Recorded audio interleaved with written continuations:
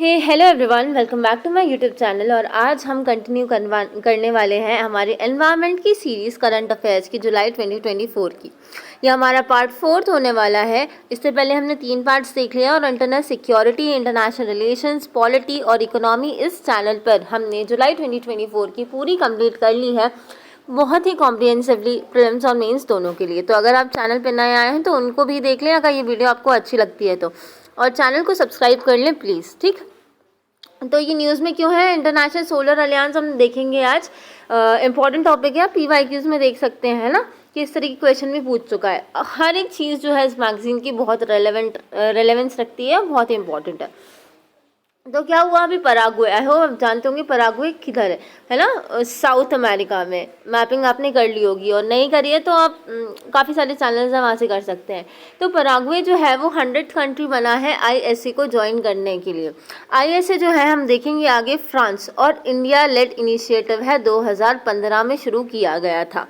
अब हम global energy transition landscape के बारे में थोड़ा देख लेते हैं कि क्या हालात चल रहे हैं ग्लोबल एनर्जी ट्रांजिशन के।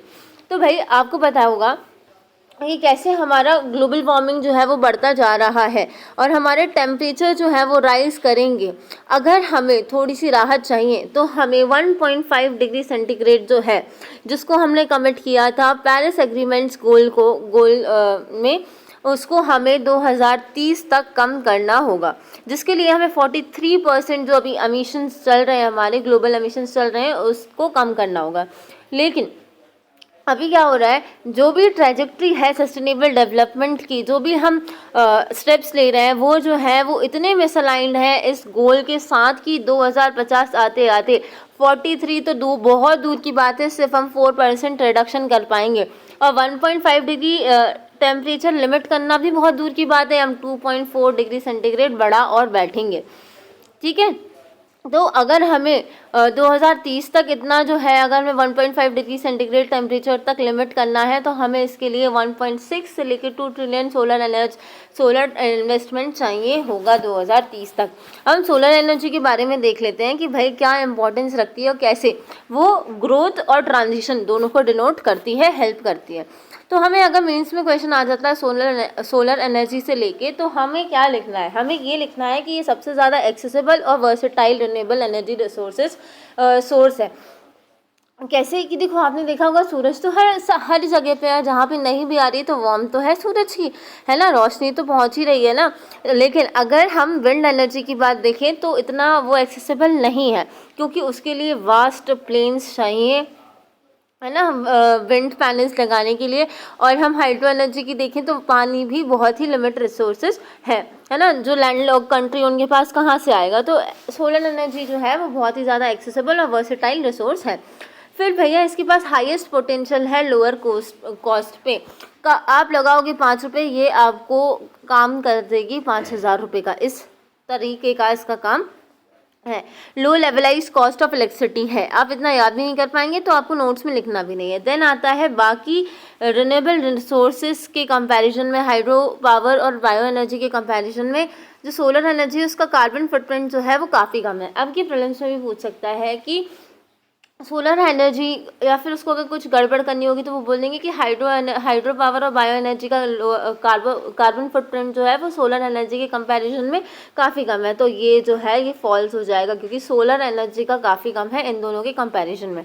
देन आता है हाई डिसेंट्रलाइजेशन पोटेंशियल है ऑफ ग्रिड सिस्टम, हमको इंटरकनेक्ट करने की झंझट नहीं रखनी पड़ेगी अगर हम सोलर एनर्जी सिस्टम पे काम करते हैं तो। फिर जितने भी आज तक के टेक्नोलॉजिकल डेवलपमेंट जो है, एडवांसमेंट्स हो रहे हैं, वो सोलर एनर्जी में ज़्यादा हो रहे हैं इन कंपैरिजन टू अदर। ठीक है, तो ये मॉडर्नाइजेशन पे भी बहुत ज़्यादा है। फिर आती है रिमार्केबल ग्रोथ, अगर हम सोलर एनर्जी की देखें तो वो 2015 से लेकर 2022 तक 21% CAGR पे रहे, जो कि काफ़ी ज़्यादा है विंड, बायो एनर्जी और हाइड्रो एनर्जी, और इसलिए वो उसको सरपास भी करती है। फिर अगर हम देखें कि भैया अगर हम एनर्जी का एक कंट्रीब्यूशन बताएं कि solar energy, hydro power energy, bio energy और बाकी की एनर्जी जो है वो अपना कितना कितना शेयर रख रही हैं, तो 2030 आते आते 27% जो है इसका टोटल एनर्जी मिक्स हो जाएगा। और ग्लोबल रिन्यूएबल एनर्जी कैपेसिटी की बात देखें हम तो सोलर एनर्जी का पेनिट्रेशन इतना है कि वो 28% से जो कि 2021 में है वो 45% तक कर देगा, ठीक है, 2030 तक। अब हम इंटरनेशनल सोलर अलायंस के बारे में देख लेते हैं, जिसके ऊपर से ये पूरा का पूरा टॉपिक है। तो आई होप आपको समझ में आ गया होगा कि कैसे सोलर एनर्जी पे अगर क्वेश्चन आता है तो आपको कैसे आंसर लिखना है ये, ठीक है, और अभी कैसे हालात चल रहे हैं ग्लोबल एनर्जी ट्रांजिशन लैंडस्केप। फिर हम ISC के बारे में देखें तो अभी हमने आपको ऊपर बताया था कि इंडिया और फ्रांस ने 2015 में इसको शुरू किया था UNFCCC के COP21 में, है ना, UN पेरिस क्लाइमेट चेंज के अंडर। ISA फ्रेमवर्क एग्रीमेंट जो है ये 2017 में एनफोर्समेंट हुआ था। ये एक treaty based inter governmental organisation है ना, जो कि एक्शन ओरिएंटेड मेंबर ड्रिवन और कोलैबोरेटिव प्लेटफॉर्म है। देख लें, अगर इंटरनेशनल सोलर अलायंस पे ही डायरेक्ट क्वेश्चन आ गया तो फिर तो आपको ये सारी बातें लिखना ही लिखना है कि भैया ट्रीटी बेस है, मेंबर ड्रिवन है, कोलैबोरेटिव प्लेटफॉर्म है, ठीक है, जो किसकी बात करती है, सोलर एनर्जी टेक्नोलॉजीज़ की डिप्लॉयमेंट की बात करती है, और इसकी एलिजिबिलिटी क्या है, जितने भी मेंबर्स हैं UN के वो उसको पार्टिसिपेट कर सकते हैं। अब क्वेश्चन आ जाएगा इसमें से प्रीलिम्स में कि भैया members outside UN can become a member of ISA, तो वो क्या हो जाएगा, वो एक स्टेटमेंट फॉल्स हो जाएगा, क्योंकि सिर्फ और सिर्फ UN मेंबर्स जो हैं वही इसको एलिजिबल हैं। अभी तक 119 सिग्नेटरी मेंबर्स हैं, 100 ने रेटिफाई कर रखा है। मेन रोल्स क्या है इसके भाई, मेन रोल ये है कि देखो उसमें काफ़ी सारा डेटा भी दिया है, वो डेटा नहीं देखेंगे, कि हमें इंश्योर करना है energy access, energy security, energy transition, specially जो लीस्ट डेवलप कंट्रीज़ हैं और स्मॉल आइलैंड डेवलपमेंट स्टेट्स हैं। हमने SIDS के बारे में शायद इंटरनेशनल रिलेशन की क्लास में डिस्कस कर रखा है, ठीक है, कि हमें देखना है कि सबके पास, चाहे वो LDC हो चाहे वो SIDS हो, एनर्जी का एक्सेस हो, एनर्जी सिक्योरिटी भी हो, एनर्जी ट्रांजिशन भी वो कर पा रहे हैं या नहीं कर पा रहे हैं। फिर ये ना पार्टनरशिप भी रखती है काफ़ी सारे इंटरनेशनल इंस्टीट्यूशंस, जैसे कि UN में इसको ना ऑब्जर्वर स्टेटस मिला था 2021 में। याद करना है क्या, नहीं, मेंस के लिए हाँ कर सकते हैं, क्योंकि अगर डायरेक्ट ISA पे क्वेश्चन आ गया तो यू हैव टू राइट। फिर आते हैं 9 कॉम्प्रिहेंसिव प्रोग्राम्स ला रहा है, जो कि 3 प्रायोरिटी एरियाज़, क्या क्या है इसके 3 प्रायोरिटी एरियाज़, पहले तो ये एनालिटिक्स और एडवोकेसी, फिर ये कैपेसिटी बिल्डिंग भी करेगी और फिर ये प्रोग्रामेटिक सपोर्ट भी करेगी, फिर ये गाइडेड करती है टुवर्ड्स 1000 स्ट्रैटेजी।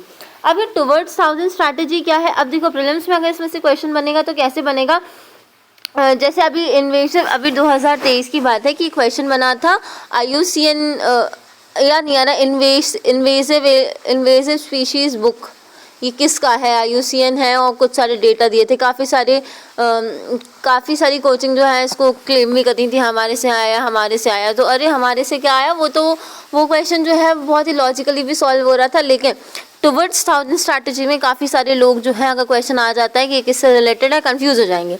लेकिन क्योंकि आपने विजन IAS मंथली मैगजीन काफ़ी अच्छे से पढ़ी है और समझ के पढ़ी है, तो आपको याद रहेगा कि टुवर्ड्स 1000 स्ट्रैटेजी जो है वो ISA की है, इंटरनेशनल सोलर अलायंस की है ना। तो इसमें क्या है, तो टुवर्ड्स 1000 स्ट्रैटेजी, 1000 क्यों नाम रखा है, क्योंकि 1000 मिलियन पीपल, 1000 बिलियन का इन्वेस्टमेंट हो, 1000 मिलियन पीपल को क्लीन एनर्जी सॉल्यूशंस मिल जाए, 1000 गीगावाट सोलर कैपेसिटी इंस्टॉलेशन हो जाए, है ना, और 1000 मिलियन टन्स का CO2 जो हर साल रिलीज होता है उसको मिटिगेट कर सकें। आई होप आपको बहुत अच्छे से समझ में आ रहा होगा। अगर आप ये खुद से रीड कर दे तो थोड़ा सा टफ लगता। और फिर स्ट्रक्चर क्या है इसका, असेंबली है इसकी, अपेक्स डिसीजन मेकिंग बॉडी, जिसमें रिप्रेजेंटेटिव्स होते हैं हर एक कंट्री से। सेक्रेटेरिएट हमने देख लिया गुरुग्राम दिल्ली में, है ना, गुरुग्राम इंडिया में। फिर सेक्रेटेरिएट होता है, इसके साथ डायरेक्टर जनरल भी होते हैं। कमिटीज़ होती हैं जैसे स्टैंडिंग और रीजनल कमिटीज़। ठीक, ये वीडियो हम तीसरी बार वो कर रहे हैं, रिकॉर्ड कर रहे हैं। इससे पहले जो है वो काफ़ी डिस्टर्बेंस हो रहा था। तो अगर हम इतनी मेहनत कर सकते हैं तो फिर आपको बैठ के देखना ही है और नोट्स बनाना है ना। आई होप आप लोग अभी पेन और कॉपी लेके नोट्स बना रहे होंगे, और कितनी इंपॉर्टेंट है ये। आई होप आपने अभी 2024 के मेंस के पेपर देख लिए होंगे कि कैसे क्वेश्चंस आते हैं और कैसे आप इनको टैकल कर सकते हैं। और अगर अभी तक आपने वीडियो को लाइक नहीं करा है तो प्लीज़ वीडियो को लाइक कर दें। एक कांस्टेंट लाइक हमेशा हमारे चैनल पे और वीडियोस पर रहता है। आई होप कि वो सेम पर्सन ही कर रहे हैं, तो थैंक यू। और पूरी वीडियो देखते हैं आप लोग, तो उसके लिए भी थैंक यू। अगर आप नोट्स बनाते हैं तो प्लीज़ आप कमेंट में बता दें। और this you will get to know इसकी इम्पोर्टेंस कितनी है ना। जब जनवरी फरवरी आएगा ना, जब सब लोग PT 365 और मेन से 65 के पीछे भाग रहे होंगे और आप सिर्फ इस मेहनत का फल जो है, जो नोट्स है उनको रिवाइज कर रहे होंगे। तो चलिए, हमने ISA के बारे में देख लिया, सोलर एनर्जी के बारे में देख लिया, और अभी क्या रियाम चल रहा है ट्रांजिशन एनर्जी ट्रांजिशन का, वो भी देख लिया। अब हम देख लेते हैं ISA की सिग्निफिकेंस क्या है। तो सिग्निफिकेंस ऑफ ISA देखते हैं, एनर्जी, इक्विटी और जस्टिस। भाई सुनो, ये किस पे अप्रोच है इसकी है beyond one size fit all. अभी जो वन साइज फिट ऑल ज़्यादातर आपने देखा होगा, UN वगैरह जो है ये कह देते हैं कि इतना काम करना है आपको, ये नहीं देखते हैं कि कोई कंट्री डेवलप्ड है, कोई अंडर डेवलप्ड है, कोई LDC है, कोई SIDS है, उनके पास पैसा कहाँ आएगा। तो ये ना डिफ्रेंशिएटेड अप्रोच रखते हैं कि high income countries, emerging economies, low income countries और SIDS, सबके पास अलग अलग जितनी इनकी कैपेसिटी होती है उसके अकॉर्डिंग ये काम करते हैं। फिर सोलर एनर्जी का इनका एम है कि जो लैब में अभी सोलर एनर्जी का काम चल रहा है उनको स्ट्रीट्स में करें, है ना। सबके पास इतनी टेक्नोलॉजी हो, डेमोक्रेटिक एक्सेस टू टेक्नोलॉजी हो और रिसोर्सेज भी हो, स्पेशली जो डेवलपिंग और लो इनकम कंट्रीज़ हैं, कि वो अभी जो भी इनोवेशन चल रहा है उसको अप्लाई कर सकते हैं ना। फिर आता है creation of global solar energy market. अब कैसे करेंगे ये global solar energy market, encourage करेंगे लार्ज स्केल कि भाई सबसे ज़्यादा जो है आप कोलैबोरेटिव डेवलपमेंट करें, कॉस्ट कम कर दें, है ना, जिससे सबके पास एनर्जी हो। जैसे PM कुसुम जो है वो सोलर एप्लीकेशन जो है एग्रीकल्चर में उसको मदद करती है, वो किसानों को सब्सिडीज़ देती है ताकि किसान जो है वो अपने खेतों में सोलर पैनल्स लगा ले। आई होप आपने आपके आसपास के खेतों में देखा होगा, कई किसान जो हैं इसका फ़ायदा उठा रहे हैं और उससे वो अपने जो बोरवेल्स हैं उनको रन करते हैं। फिर आता है facilitate standardise policies and procedures. कैसे भाई, अगर स्टैंडर्ड पॉलिसीज़ होंगी और प्रोसीजर्स होंगे तो इन्वेस्टमेंट अच्छी आएगी और इन्वेस्टर्स के पास ना रिस्क ज़्यादा उनको नहीं लगेगी, तो और अच्छी इन्वेस्टमेंट आएगी। इसका एग्जांपल क्या है, स्टैंडर्डाइज्ड ऑक्शन और पावर परचेज एग्रीमेंट फ्रेमवर्क रखें कि अगर कोई, जैसे इसका एग्जांपल हम बताते हैं कि इन लोगों ने ना, अगर गवर्नमेंट ने एक पॉलिसी बना ली कि अगर आप प्राइवेटली आपकी ज़मीन पे सोलर एनर्जी जो है वो प्रोड्यूस कर रहे हैं तो हम उसको परचेज़ करेंगे या हम उसका ऑक्शन करेंगे, और मतलब करेंगे ही करेंगे और वो भी अच्छे पैसों पे करेंगे। तो फिर क्या है, हमारे पास एक पार्क है, हमने वहाँ पे सोलर पार्क बना लिया और वहाँ पे हमारी सोलर एनर्जी है जो है वो प्रोड्यूस हो रही है और फिर ग्रिड्स लगवा दी, तो वो पूरे के पूरे शहर में जो है वो सप्लाई हो रही है और इसके लिए हमें पैसे मिल रहे हैं। फिर है significant shift in India's foreign policy.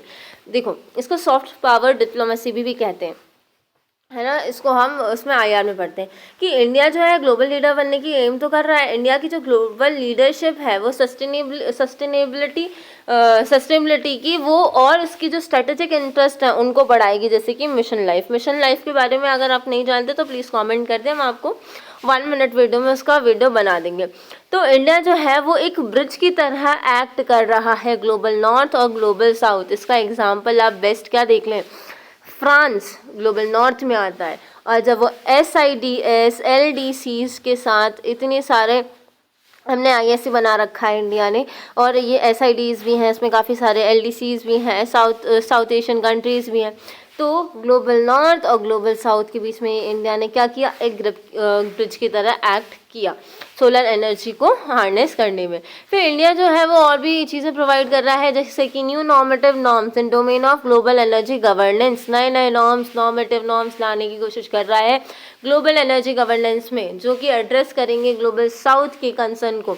I hope आपको ब्रांडेड BRANDT लाइन के बारे में मालूम होंगी। ब्रांड लाइन उसको कहते हैं, कोई ऐसे लाइन नहीं खींची हुई है लेकिन इमेजिनरी लाइन है जो ग्लोबल साउथ और ग्लोबल नॉर्थ को डिवाइड करती है। तो इससे क्या होगा, ज़्यादा से ज़्यादा टेक्नोलॉजी डिफ्यूजन होंगी और फाइनेंशियल असिस्टेंस जो है वो ग्लोबल साउथ कंट्रीज़ को मिल सकेंगी। उनके कंसर्न ज़्यादातर यही रहते हैं कि ठीक है, हम पॉल्यूशन कैसे रोक दें, हम सोलर एनर्जी पे कैसे आ जाए, ना हमारे पास पैसे ना हमारे पास टेक्नोलॉजी है, तो इसको हम असिस्ट करेंगे। अब चैलेंजेस क्या है ISA के, तो कोऑर्डिनेशन इश्यूज़ है मेंबर स्टेट्स के बीच में, है ना। जिसके साथ कोऑर्डिनेशन इश्यूज़ आ गए मेंबर स्टेट्स के बीच में तो इससे क्या हो रहा है, इफेक्टिव इम्प्लीमेंटेशन इनिशिएटिव नहीं हो रहा है, जैसे कि मेंबरशिप राइट्स किसको कैसे क्या मिलना है। फिर है इम्पोर्टेंस प्रोसीजर ओवर प्रैग्मेटिज्म आप समझते ही होंगे, पॉजिटिवनेस, है ना, पॉजिटिव आइडियाज़। फिर procedure over pragmatism are potential road blocks. हमने सब कुछ अच्छा अच्छा तो सोच लिया है, लेकिन प्रोसीजर जो है वो अभी तक चालू नहीं करा है, क्योंकि कोऑर्डिनेशन ही नहीं बैठ रहा है मेंबर स्टेट्स के बीच में, और उसके कारण इम्प्लीमेंटेशन हो ही नहीं रहा है। फिर जियोलॉजिकल चैलेंजेस आते हैं, जैसे कि चाइना जो है वो ग्लोबल सोलर सप्लाई चेन को डोमिनेट करती है। जी हाँ, ग्लोबल सोलर सप्लाई चेन जो है उसको चाइना जो है वो डोमिनेट करती है, जो फिर एक हिंड्रेंस क्रिएट कर दिया उसने हमारी ग्लोब एनर्जी इक्विटी को लेके, क्योंकि चाइना तो किसी के बारे में नहीं सोचता है, उसको इक्विटी इक्वालिटी कुछ दिखती नहीं है। फिर है प्राइवेट सेक्टर पार्टिसिपेशन। बहुत सारी डेवलपिंग कंट्रीज़ में पावर जो है वो एक पब्लिक सेक्टर डोमेन है, इसमें प्राइवेट सेक्टर्स का इन्वॉल्वमेंट काफ़ी कम है। ठीक है, इम्पॉर्टेंट जो कि बहुत ही इम्पॉर्टेंट है स्केलिंग के लिए, है ना। अब क्योंकि अब प्राइवेट सेक्टर दूर है तो इसको इनएक्सेसिबल बनाती है, और एनर्जी इक्विटी और जस्टिस में फिर हिंड्रेंस हो जाती है। फिर इम्प्लीमेंटेशन इशू भी तो है। अगर हमें सोलर प्लांट बड़ा सा सोलर पार्क बनाना है तो फिर वही लैंड एक्विजिशन इश्यूज आ गए, पोटेंशियल इकोलॉजिकल हार्म आ गए। फिर से अगर एक एक जगह है जहाँ पे बहुत अच्छी सोलर लाइट आ रही है, तो वहाँ पे देखो सोलर ऐसा देखो, सोलर जो पैनल्स हैं उससे भी बहुत सारा वेस्ट क्रिएट होता ही है ना। पर हमने ना इसका एक सॉल्यूशन देख रखा है, I will discuss it later इसी वीडियो में। तो इकोलॉजिकल हार्म भी उससे काफ़ी होता है। ठीक है, लैंड इंटेंसिव सोलर डिप्लॉयमेंट जो है, जैसे कि 50 सोलर पार्क जो है वो सैंक्शन किए गए हैं, जिसमें से 11 जो है वो कंप्लीट किए गए हैं 2023 तक। फिर टेक्निकल चैलेंजेस, जैसे कि ग्रिड इंटीग्रेशन कैसे करें सोलर पावर का। हम वे फॉरवर्ड देखें, जैसे कि अभी हमने देखा लैंड एक्विजिशन वाला, तो हमने वहाँ पे हम क्या कर सकते हैं, हम वहाँ पे कनाल्स हमने कहीं पर देखा था, कहाँ पर शायद गुजरात में पुराने वीडियो में होगा या तो इसी वीडियो में आएगा। कनाल्स के ऊपर जो है वो सोलर पैनल्स लगा रखे हैं, तो इससे लैंड एक्विजिशन वाली प्रॉब्लम नहीं हो रही है। फिर ये वे फॉरवर्ड क्या करेंगे हम, address challenge related to solar energy. अगर unequal global solar energy access है, ठीक है, किसके कारण, रीजनल डिस्पैरिटीज़ के कारण, इसके और अडॉप्शन कॉस्ट में भी काफ़ी सारा आ रहा है। इंडिया में वही चीज़ सस्ती आ रही है, हो सकता है बांग्लादेश में वही चीज़ महंगी आ रही है, तो ऐसी इनइक्वालिटीज़ भी आती है, तो उनको हमें एड्रेस करना होगा। फिर हमें इक्विटी इंश्योर करनी होगी, एनर्जी सिक्योरिटी भी इंश्योर करना होगा, डीकपलिंग करना होगा पर कैपिटा एनर्जी कंजम्पशन का एनर्जी इंटेंसिटी के साथ, विथ पीपल सेंट्रिक ग्रोथ होनी चाहिए। फोकस करना होगा एनर्जी इक्वालिटी का। हाँ, फोकस ऑन एनर्जी इक्वालिटी। देखो, स्केलिंग रिन्यूएबल एनर्जी प्रोडक्शन के साथ साथ है ना, एनर्जी जो रिन्यूएबल एनर्जी प्रोडक्शन को आप बढ़ाते जाने उसके साथ साथ हमें फोकस करना होगा। सारे के सारे स्टेक होल्डर्स जो हैं वो भी इंक्लूड हों, और एक बॉटम अप अप्रोच भी हमें फॉलो करनी होगी सोलर प्रोलिफरेशन के लिए। आई होप आप बॉटम अप अप्रोच तो जानती होंगे, जैसे कि सबसे नीचे मान लो लोग आते हैं तो उनको अप्रोच करो और उनको इंक्लूड करो। ऐसा मत करो कि जो टॉप प्लेयर्स हैं उनको ही आप इंक्लूड कर लो और उनको सोलर एनर्जी की सारी टेक्नोलॉजी दे दो, and then again they are doing, फिर उसका वो ना क्या कर रहे हैं, उसका बिजनेस करने लग जाए। तो फिर पता चल रहा है कि हमें तो फ़ायदा हो रहा है सोलर एनर्जी का, कि अब हमें वहाँ से कोल नहीं मंगाना पड़ रहा है, हमने सोलर एनर्जी पे शिफ्ट कर लिया, लेकिन लोगों के पास उसका कोई बेनिफिट पहुँच ही नहीं रहा है। तो ऐसे कामों में नहीं करना है ना। कंक्लूजन क्या होगा कि इंडिया का जो इनिशिएटिव है ISA और ग्रीन हाइड्रोजन इनोवेशन सेंटर और global biofuel alliance, global GBA जो है लास्ट ईयर काफ़ी न्यूज़ बना रहा था, ये क्या डिमॉन्स्ट्रेट करते हैं कि इंडिया की जो कैपेबिलिटी है, जो उसकी क्षमता है, नए shaping new discourses global renewable energy पे, है ना, वो कहाँ पे ये रूटेड है इंडिया के एज ओल्ड ट्रेडिशनल इथोस में। कौन से, वसुधैव कुटुम्बकम का मतलब क्या होता है, ये आप हमें कमेंट में बता दीजिएगा। ठीक है, बहुत इजी है। तो इनिशिएटिव जैसे कि ISA इनिशिएटिव्स जो हैं, जो ISA ने लिए हैं उनको हम देख लेते हैं। ओसो वर्क अब जो है इसको हम फटाफट से देख लेते हैं, क्योंकि हमें मेंस में ही लिखने आएगा, प्रीलिम्स में से तो इसमें से कोई क्वेश्चन नहीं बनता है। अगर क्वेश्चन बनेगा तो यही बनेगा कि ओसो वर्क जो है वो ISA के अंडर है, स्टार सी जो है वो ISA के अंडर है, जी हाँ। ग्लोबल सोलर फैसिलिटी जो ISA के अंडर है, जी हाँ है। फिर development of large scale solar power projects under solar park जो है वो भी उसके अंडर आएगा ISA के, जी हाँ वो भी है। फिर solar fellowship for mid career professional, international solar festival, ये सारे के सारे इनिशिएटिव्स किसके अंडर हैं, ये ISA के अंडर हैं। तो आप ये देख लीजिएगा कि ये सारे के सारे ISA के हैं, ये प्रीलिम्स के लिए।